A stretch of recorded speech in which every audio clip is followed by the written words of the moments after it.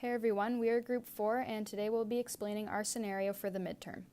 The first thing we'll be briefly going through is the drug used in our experiment and the receptor it will be acting upon. In our scenario, we will be administering alpha-2 adrenergic receptor agonists. They are found on vascular smooth muscle cells of certain vessels. Alpha-2 receptor functions as a G protein coupled receptor and causes vasoconstriction. Alpha-2 receptors also induce negative feedback in neuronal synapses through presynaptic inhibition of norepinephrine release. For the purpose of our scenario, we are focusing on the vasoconstriction action. In the experiment, normotensive rats undergo surgical procedures for IV infusion and arterial blood pressure measurements that allow drugs to be infused chronically while assessing for arterial pressure continuously. The animal is allowed 1 week to recover from the surgery before the experiment starts. A 3-day experiment is performed on the conscious, freely moving rats using continuous IV infusion with a peripherally acting alpha-2 adrenergic receptor agonist. The amount of drug administered is varied using a computer-controlled pump. As we move through the study, we see the study consists of 3 phases. Phase 1 is 0 to 5 minutes, Phase 2 is 5 minutes to 24 hours, and Phase 3 is 24 hours to 72 hours, or 3 days. During Phase 1, mean arterial pressure rises linearly from 100 millimeters of mercury to 125. During Phase 2, mean arterial pressure begins to rise more slowly over the next 23 hours, reaching 145 at 24 hours. During Phase 3, mean arterial pressure remains somewhat stable for the next 48 hours, and it is found to be 150 millimeters of mercury at the end of the phase. Some of the assumptions that we'll be making that hold true throughout the rest of our explanation will be 1. The resting heart rate of a normotensive rat is 350 beats per minute.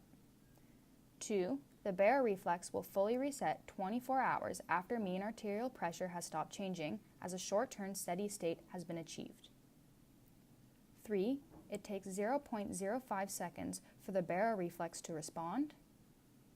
And 4. Resetting of the baroreflex begins within seconds. We will next look at the heart rate response to the changes in mean arterial pressure, but before looking at the response, we should go over some important background information.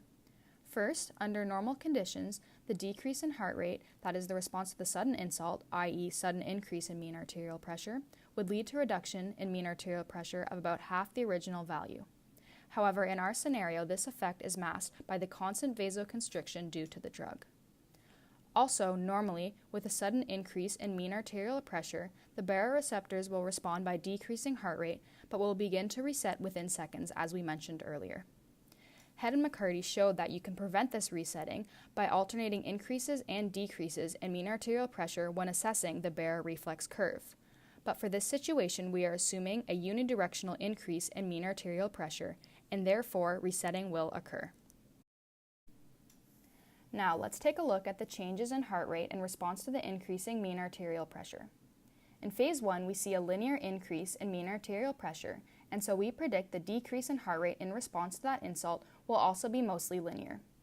Immediately after the insult, the baroreceptors will respond by decreasing heart rate, and we are assuming it takes 0.05 seconds for the baroreflex to kick in. At this instantaneous moment, the baroreflex is only dealing with the current insult and no resetting yet. However, we are assuming that resetting of the baroreflex begins occurring in seconds, as mentioned earlier. As we move along Phase 1, the heart rate is still decreasing linearly, but at a slightly smaller rate than the first few seconds. This is because now the baroreceptors are always dealing with the current insult to the system, an increase in mean arterial pressure, and are resetting from a previous insult to the system, which was also an increase in mean arterial pressure. In Phase 1, since the increase in mean arterial pressure is linear, the current insult and the previous insult are the same, i.e. they have the same increase in mean arterial pressure seen in the graph as the same slope, which we believe would lead to a mostly linear decrease in heart rate. In Phase 2, the heart rate will begin to decrease less and less and will begin to plateau. This is because the rate of change of increasing mean arterial pressure decreases with time, seen in the graph as decreasing slopes in Phase 2. And so the baroreflex response to the current insult is lower than its resetting response from the previous insult, which was a larger increase in mean arterial pressure. Once 24 hours is reached, there are no longer any more significant insults to mean arterial pressure, as we begin to reach a short-term steady state. And so the plateau is reached here, and heart rate begins increasing and resetting as there are no more or very little baroreflex responses to current insults and only resetting from previous insults. During phase 3, by 48 hours, the baroreflex has mostly reset because it has been 24 hours since the last significant insult and will be maintained throughout the rest of the phase. In order to understand each phase and its cardiovascular changes, we're going to break them down into their individual mechanisms. As mentioned earlier, in phase 1, the heart rate will decrease linearly. The sudden increase in blood pressure is detected by baroreceptor stretch receptors and communicates that information with the midbrain. As the blood pressure increases, there would be increased action potential firing frequency. Action potentials signal the magnitude of the pressure increase induced by the drug. The baroreceptor has a threshold pressure to which it responds. During phase 1, the total pressure exerted exceeds this threshold. We expect the heart rate to fall at a similar rate to the initial baroreflex curve. The baroreflex will begin to reset within seconds and occurs over 5 minutes, so we expect to see a slight rightward shift in the baroreflex curve after those 5 minutes. There should be no change in the baroreflex heart rate range at this point. We should observe the same upper and lower plateau when testing the steady state technique. As mentioned by Banting et al., the hypertension alone is not sufficient to affect the sensitivity of the baroreceptor. During phase 1, the sudden increase in mean arterial pressure results in the activation of cardiac parasympathetic stimulation and decreases sympathetic activation in the vasculature. The parasympathetic activity functions to decrease the heart rate and stroke volume, contributing to the decrease in cardiac output. This also results in the reduction of plasma norepinephrine circulating through the vessels. Because norepinephrine binds with alpha-2 receptors, the agonist administered will continue to stimulate these receptors, negating the effects of the reflex and maintaining vascular tone through phase 1. As the blood pressure increases, the baroreflex is continuously functioning to offset short-term blood pressure changes. The heart rate will decrease less as time goes on and will begin to level off as it approaches the lower plateau of the baroreflex heart rate curve. At the very end of phase 2, at 24 hours, the plateau will be reached. This decrease should be relatively linear due to the baroreflex resetting. It's notable that the baroreflex is more sensitive to changes in blood pressure rather than specific magnitudes. However, that sensitivity decreases as it approaches the threshold. The mean arterial pressure versus heart rate curve should continuously shift rightwards as the systemic blood pressure increases from 125 to 145 millimeters of mercury. The heart rate continually declines as a result of partial resetting. Once it gets to the 24-hour mark, the heart rate should enter plateau. Once again, we should be observing no changes in the baroreflex heart rate range. In this phase, there is a further increase in parasympathetic activation and a decrease of the sympathetic activation, resulting in an even further decrease in heart rate and stroke volume, contributing to an overall further decrease in cardiac output. According to Adams and Hurst, cardiac hypertrophy can be identified as early as 24 hours. In this case, it should be most predominantly seen in phase 3. Cardiac hypertrophy is known as the abnormal enlargement of the heart, and left ventricular hypertrophy specifically results from exposure to high blood pressure, causing the heart to have prolonged and increased workload.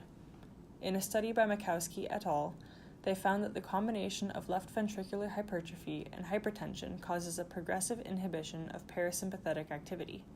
This results in decreased sensitivity, meaning the baroreceptors have less ability to compensate for sudden increases in blood pressure. Represented graphically, the lower plateau would be slightly higher than normal. Blood pressure remains the same, but heart rate should start to shift back upwards to adjust for the new set point. Complete resetting should be seen at the 48-hour mark of this experiment, as this is 24 hours after any changes in blood pressure have occurred. In some scenarios, cardiac hypertrophy results in an increased resting heart rate.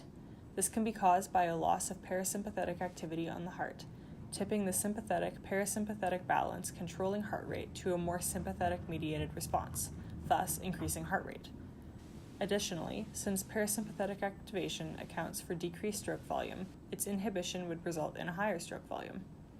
During the 24 to 48-hour period, the amount of parasympathetic activation is significantly decreased. For vascular tone, baroreflex resetting causes an increase in sympathetic activation. This will cause heart rate and stroke volume to begin to increase again, For the hours 48 through 72, the baroreceptors should have fully reset and heart rate should have adjusted back to baseline and adjusted to the new set point. The lower plateau of the baroreflex heart rate range will have shifted upwards as a result of the decreased parasympathetic activation.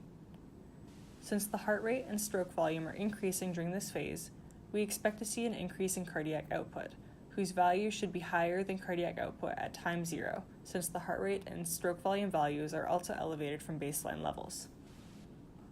In summary, we have explored the effects of an alpha-2 adrenergic receptor agonist administered to provide a desired effect over a 3-day time period. Thank you for listening to our presentation.